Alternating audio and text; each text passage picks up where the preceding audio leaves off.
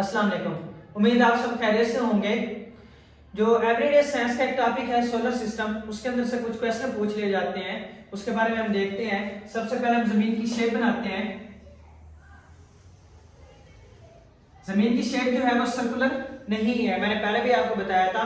इसकी जो शेप है उसके लिए खास टर्म यूज होती है जियोइड, या इसके लिए एक और टर्म इस्तेमाल होती है ऑक्टेट सफिराइड। ऑक्टेट सफिराइड, ठीक हो गया। इसके लिए जो डायरेक्शन है वो हम लगा देते हैं नॉर्थ, साउथ, वेस्ट और ईस्ट, ठीक हो गया। इसके डायरेक्शन के बारे में पहले सवाल आता था कि ये किस डायरेक्शन के अंदर मूव करती है।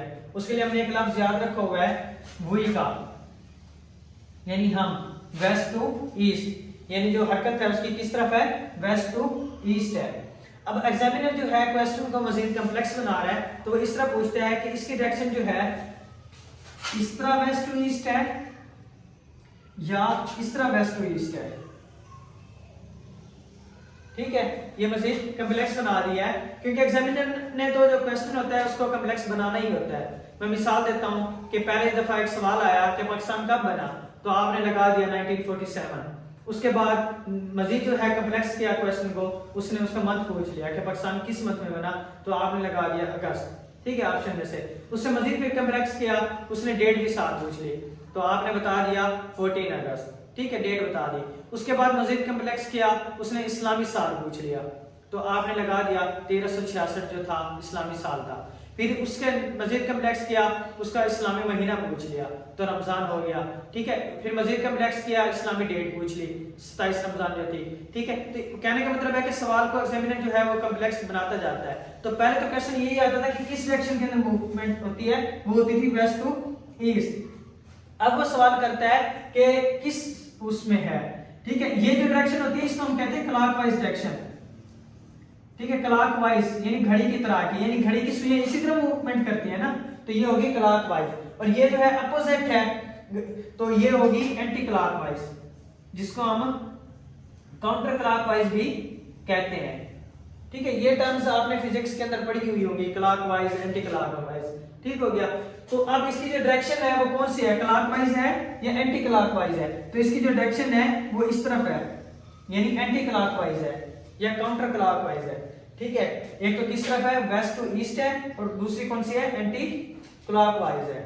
अच्छा, तो इसके अलावा और सवाल आ जाते हैं कि जो दिन और रात तब्दील हो रहे हैं, ये किस वजह से तब्दील हो रहे हैं, या जो ये मौसम तब्दील हो रहे हैं ये किस वजह से तब्दील हो रहे हैं। तो आपने देखना है जो जमीन की डायरेक्शन है, मूवमेंट है, वो दो तरह की है, ठीक है। एक तो है ये जमीन जो है रोटेट भी कर रही है, रोटेट भी कर रही है और रिवॉल्व भी कर रही है, ठीक है। रोटेट कहते हैं अपने गिर्द घूमना, जैसे पंखा घूमता है, यानी जमीन की जो हरकत है ना वो ऐसे है, खुद घूम भी रही है इस तरह मार्कर की तरह, और ये इस तरफ भी घूम रही है, चक्कर भी काट रही है, घूम भी रही है और चक्कर भी काट रही है, दो डायरेक्शन है इसकी, रोटेट और ये रिवॉल्व, ठीक है। तो हम सबसे पहले देखते हैं रोटेशन के बारे में। रोटेट, रोटेट मैंने बताया जैसे एक पंखा घूमता है, ठीक है, अपने एक्सिस के, तो इसी तरह जमीन जो है वो क्या है, घूम रही है ऐसे। तो अब इसकी जो रोटेशन है वो कितने टाइम में मुकम्मल होती है, वो मुकम्मल होती है 24 घंटे के अंदर। कब होती है, 24 घंटे के अंदर। अगर मजीद इसको कॉम्प्लेक्स बना के पूछें तो इस तरह बनता है कि 23 घंटे 56 मिनट और 4 सेकंड, 23 घंटे 56 मिनट 4 सेकंड, इसके अंदर क्या होती है, एक रोटेशन मुकम्मल होती है। तो इस रोटेशन की वजह से जो है दिन और रात तब्दील हो रहे हैं, ठीक है। अगर सवाल आ जाए दिन और रात किस वजह से हो रहे हैं, रेवोल्यूशन की वजह से हो रहे हैं, रोटेशन की वजह से हो रहे हैं, तो आपने कौन सा ऑप्शन टिक करना है, रोटेशन का। अच्छा, जो ये टाइम का फर्क है 24 घंटे में, यानी 3 मिनट 56 सेकंड का जो फर्क है, 3 मिनट 56 सेकंड का, इसी की वजह से जो दिन और रात बड़े हो रहे होते हैं, कभी दिन बड़े हो जाते हैं कभी रात बड़ी हो जाती है, वो इसी फर्क की वजह से होती है, ठीक हो गया। इसके बाद है रिवॉल्व, चक्कर, ठीक है, जमीन सूरज के गिर्द चक्कर काट रही है, तो ये चक्कर कब मुकम्मल होता है, कितने टाइम में मुकम्मल होता है, ये होता है जी 365 दिन के अंदर, ठीक है। अगर इसको मजीद कॉम्प्लेक्स बना के पूछें तो 365 दिन और 6 घंटे, 365 दिन और 6 घंटे। तो अगर हम जब 365 दिन लिखते हैं तो उसका 6 घंटे एक बच गया 1 साल का।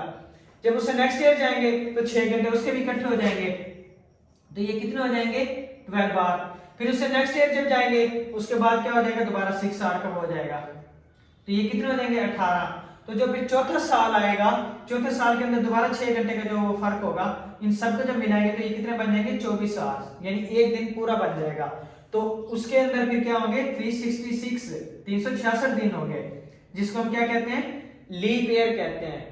लीप ईयर कहते हैं जिसके अंदर 28 फरवरी के बाद 29 फरवरी भी होता है। ठीक हो गया। अच्छा, सवाल इसका भी आ जाता है कि लीप ईयर कौन सा है। ठीक है, ऑप्शन देते हैं, which of the following is a leap year, नीचे साल का। तो आप कैसे पता चलेगा आपको कि लीप ईयर है, जो भी आपके पास सन लिखा हो उसके ऊपर आपने 4 तकसीम करना है। ठीक हो गया, उसके ऊपर 4 तकसीम करना है। अगर वो मुकम्मल तकसीम हो जाए तो होल नंबर पे अगर जवाब आए तो वो लीप ईयर होगा। अगर मुकम्मल तकसीम ना हो, होल नंबर ना आए, तो वो लीप ईयर नहीं होगा। मिसाल के तौर पर अब आने वाला साल 2024 जो है वो लीप ईयर होगा। किस तरह, इसके ऊपर 4 तकसीम करके देख लें आप। ठीक है, मुकम्मल तकसीम हो रहा है, 506 जवाब आ रहा है, तो ये लीप ईयर है। इससे पहले जो था 2020 वो क्या था, लीप ईयर था। इसके ऊपर भी आप तकसीम करके देख लें। ठीक है, 505 जवाब आ रहा है, ये भी लीप ईयर था, मुकम्मल तकसीम हो रहा है। जिसके ऊपर मुकम्मल तकसीम नहीं होगा वो लीप ईयर नहीं होगा। अच्छा, तो क्वेश्चन में आ जाता है कि सीजन, जो मौसम तब्दील हो रहे हैं वो किस वजह से तब्दील हो रहे हैं, वो रेवोल्यूशन की वजह से तब्दील हो रहे हैं। दिन और रात जो है रोटेशन की वजह से तब्दील हो रहे हैं, और मौसम जो तब्दील हो रहे हैं वो किसकी वजह से तब्दील हो रहे हैं, रेवोल्यूशन की वजह से तब्दील हो रहे हैं।